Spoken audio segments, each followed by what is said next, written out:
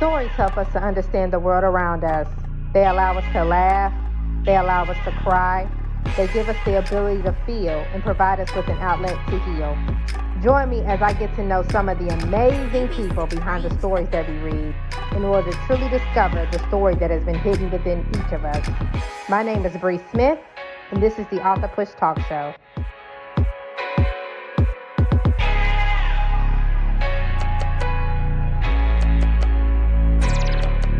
Welcome to the AuthorPush Talkshow. I am your host, Bree Smith, and today we have a lovely author who is going to be talking about her children's book that she has produced called I Love Being Brown.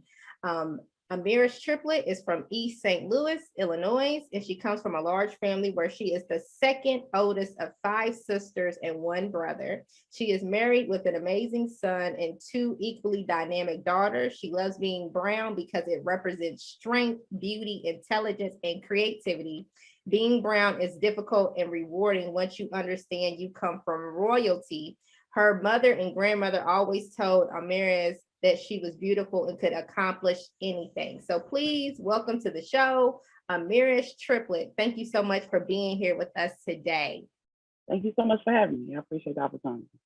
Yeah, no problem, no problem. So I absolutely loved your book. So I got a chance to actually read it last night.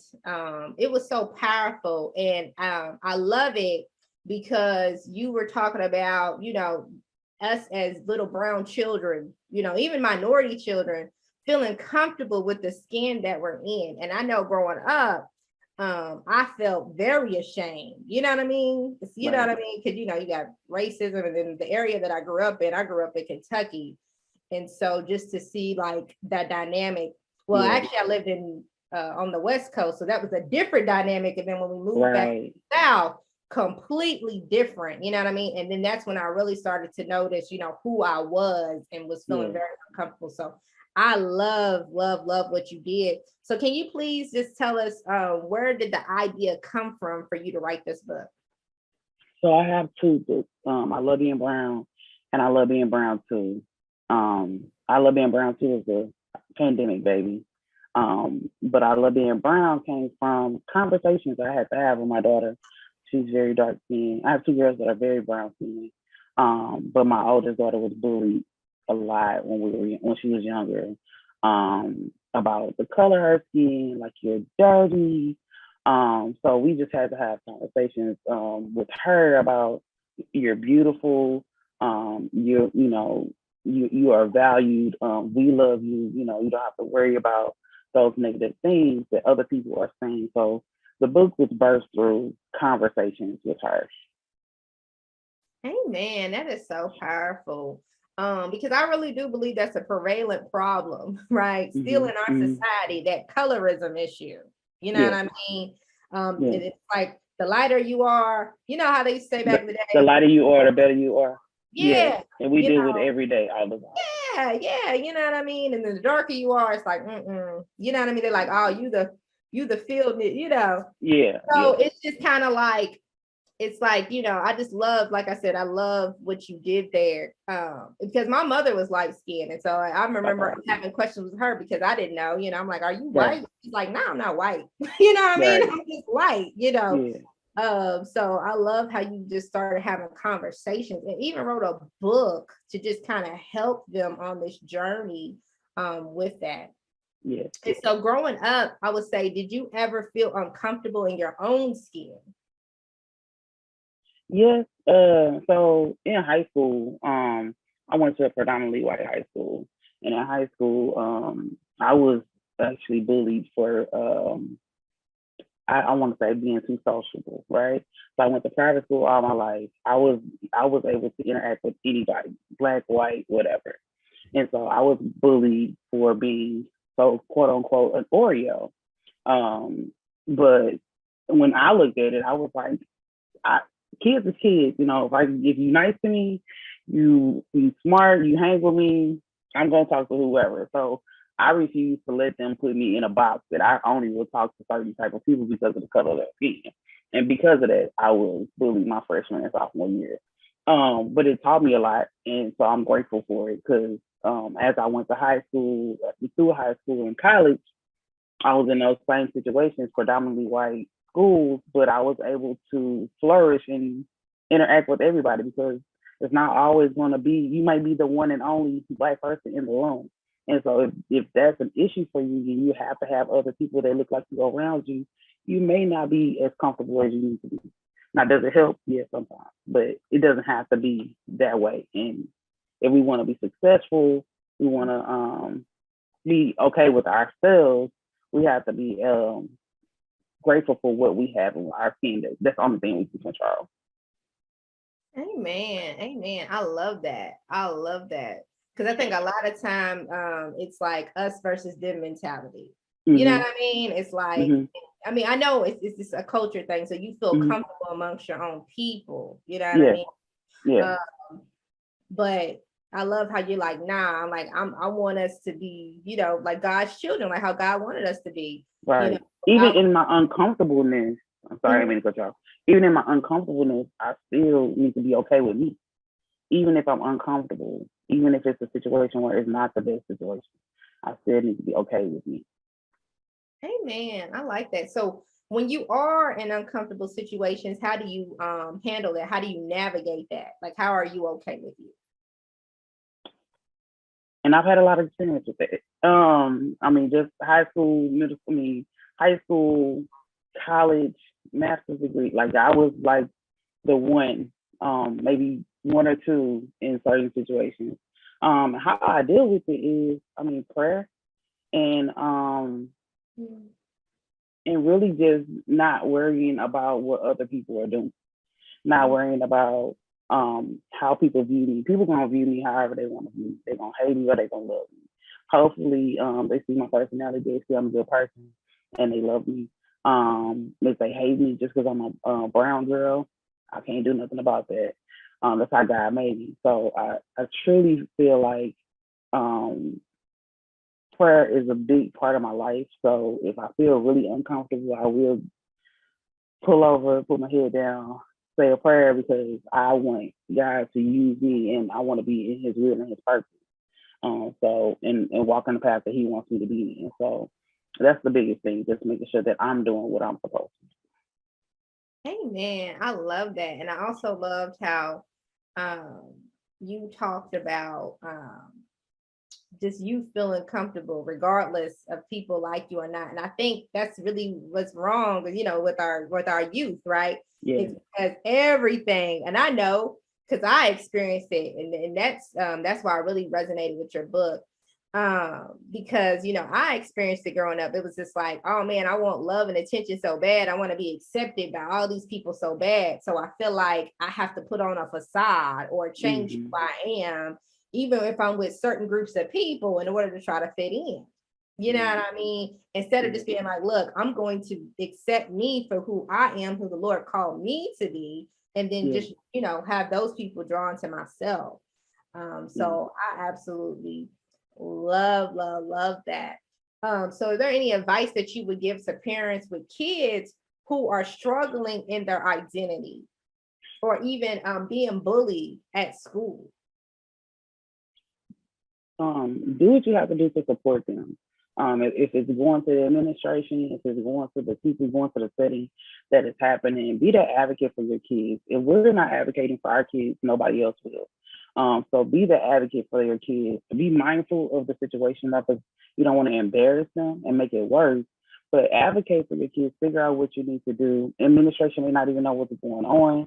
Like just be the advocate for your kid, but also at home, don't let so if the school doesn't do anything right away or they're not supporting you, you support your kid. You figure out, what activities y'all can do after school to encourage that. What that looks like. How do you, maybe get them in an activity? Maybe that'll help them with a positive aspect of what they need for the inside.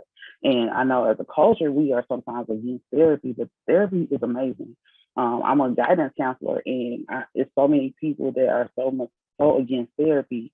But if you do not have the tools to help your child who is sad, depressed, because people are constantly bullying them, then use those resources for other people to help get in there so that those we don't look up and that child has killed themselves because of the things that they're going through. Suicide is such a high rate with young people, at a learner rate in some areas. So see what resources, community resources are available to help the kids. Man, amen. I love that. Because growing up, that's exactly how I was feeling. I felt very suicidal, because I felt like I was under the pressure, right? The pressure Right. of trying to fit in school, and then feeling like I'm not being loved properly at home and being abused at home.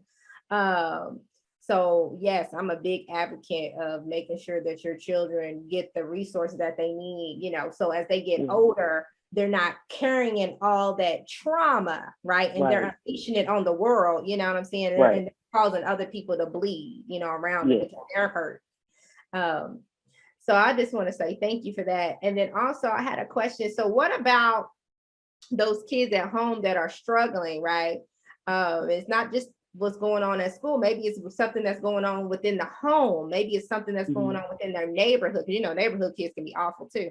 Or like I said, maybe they're being bullied by, siblings, or maybe they're even being abused in a home. What advice would you give for those situations? So in my work, usually what I tell kids, because I deal with kids that are going through a lot, they have a lot going on. So try find a trusting adult. It may not be the counselor all the time. It may not be the principal all the time, but there's usually that really good, amazing English teacher or that math teacher who will listen to what's going on. Find a trusted adult, and if someone is hurting you, please tell someone. If you tell one person and they don't believe you, tell somebody else. But yeah, just find that trusting adult. Sometimes it could be the teacher assistant in the classroom. Like, just find that trusting adult that they already kind of care about you, and reach out so that we can get you the help that you need. Amen. Amen. So how can Black and minority children, even women, men, just us as minorities, period, how can we learn to affirm ourselves, right? Like by ourselves, and then how do we learn to affirm ourselves as a community? So I think it really does start with the words that come out of our mouths. That's why there's so many positive affirmations in my book, because it starts there. Like, it starts with our language, the things that we say. Because the negative talk starts with the things that we say, right? So we have to reverse it. It starts with those positive affirmations. It starts with those because they are really confidence builders. And as you speak things, then you speak it consistently, and then it will become a part of your language, and then you will start believing in it, right? So it starts with positive affirmations, affirming each other at home. When you hear kids arguing, I just did it last night, when you hear them arguing over something small, stop that conversation, that negative conversation, and then y'all start over with something positive. We have to, if it's not happening outside of our homes, we have to do it at home. And it starts with us too. It starts with the adults, because we sometimes say a lot of negative things because life and everything that's going on, but it definitely starts with us and being an example in front of our kids. So definitely positive affirmations and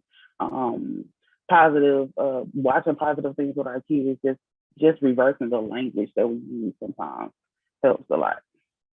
Amen. Amen. I love that. Yeah. And I think even helping to renew the mind, what we actually, what you're watching, the things that you're listening to, can definitely help as well. So thank you for that. So I would say, what was the most difficult part about writing this book or this series? The most difficult part was basically trying to think, like, how can this affect other kids? So the difficult part was, like, I know how I did with my children, but every kid is different. So the most difficult part was how can I make it relate to other kids, other students. I would say students because I'm an educator. But how do I make it relate to other kids where they get it as well? Because I feel like my books are conversation starters. Um, and I love and I always use that language because it's a quick read. It's not it's not a long book, but it's impactful, right? And the impact that I wanted to do is to cause conversations, right? So we could talk to our kids about just give them a vision. Like some kids, like in regards to careers, they only want to do this or they only want to do that. But that's because mom does it and grandma does, or dad does it and grandpa does, but they don't think outside of, oh, I could be an engineer, unless they see engineers all the time, or I can do this, I can do that. So a conversation starter, not just encouraging our kids to love who they are, but also encouraging our kids to think bigger than their situation, think bigger than what's around them. If it's poverty around you, you don't always have to be in poverty. If it's crime around you, you don't always have to deal with that. You can you can do whatever you put your mind to. So that conversation. Amen. Amen. I appreciate that. There is one thing I wanted to ask you. When you talked about, because yes, in the book you did talk about like just the different careers that kids can do. Because a lot of times kids want to either be rappers, they want to be dancers, singers, basketball players. Yeah, you know what I mean, sports athletes, but that's like what's glamorized, you know what I mean? I feel like a lot of times our community doesn't see another way out besides those things. And I think just even kids learning more, you don't even not everybody's meant to go to college, but there are vocational studies and trade schools that they can even attend, you know what I mean? That will allow them to have a life that they desire. So I just say thank you for writing that as well. Is there anybody you would like to shout out or anything at this time? My family, my mother, my father, my sisters, my brothers, and my wonderful husband and my kids. Yes, they have had my back through this process. It has not been the best, it's been hard trying to get this done. And also my publishing company, Cocoon to Wings, and my illustrator Calvin is amazing. he brought my book to life. I cannot draw, so he brought it to life. That Calvin Reynolds is his name, but he brought it to life because I could not have done a better job. So I'm grateful for my village. That's what I call them. And without them, I would not be here. Amen. Amen. And where can people purchase your book? So they can go to my website in the direct links, which is DeAmorCreations.com, DEAMOR Creations. I have to think about how it's spelled. .com, and also Barnes and Noble and Amazon. All right. Well, thank you once again, Amaris, for coming to be on the show today. I would love to have you back in the future, just to have more dialogue and conversations around this very important topic. Thank you guys so much for watching the AuthorPush Talk Show today. Until next time, I'm Bree Smith, and I will see you later.